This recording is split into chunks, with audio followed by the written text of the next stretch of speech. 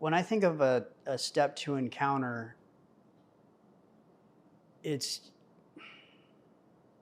was so impactful for me because I was raised in an atheist family. I was told that there is no possibility of God, and even got to the point myself to kind of hope that like there wasn't, because if there was, how could someone like me be redeemable, right?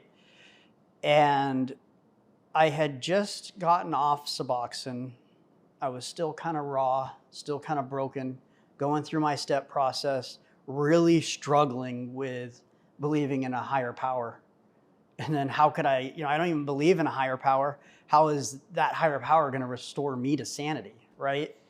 So I remember a very specific moment. I was struggling, and in my sleep, I was having sleep paralysis. I was being held down. It felt like a force outside myself holding me down. I was imprisoned in my body and I couldn't even scream.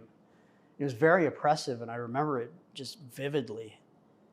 And I started just having these little encounters with power. I was going to PON and I would just start feeling stuff, but still just struggled. When I was asked to pray or just do anything, like I'd be very shy about it. And,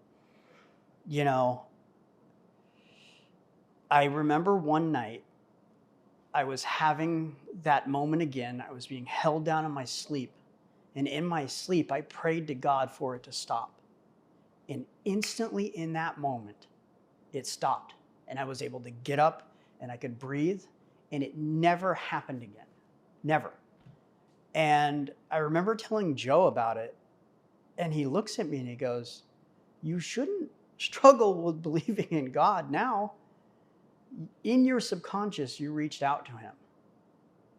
And that was so impactful to me that, my subconscious mind was in belief.